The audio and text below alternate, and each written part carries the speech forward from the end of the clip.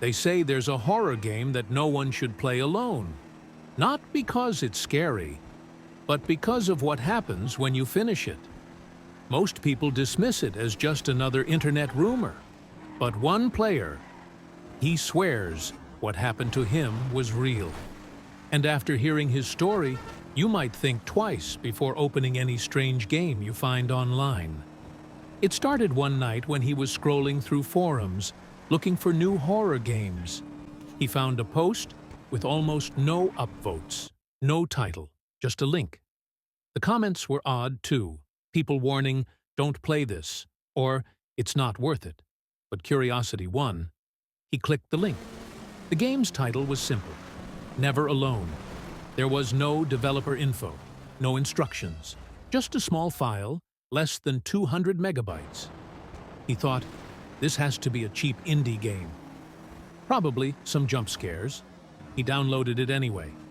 When he opened the game, there was no menu, no title screen, just the image of a dark, empty hallway. He pressed a key and started walking forward. The graphics were simple, pixelated, but the sound design was unsettling. Every footstep echoed as if it were behind him instead of in the game. At first, it seemed boring, just walking through endless hallways. But then, he noticed something strange. The game whispered his name, not typed on the screen, not in subtitles, whispered through his headphones. He froze. He never entered his name anywhere. He convinced himself it was just a coincidence. Maybe it was a common name? But the whispers continued, getting louder each time. As he kept playing, the game started changing.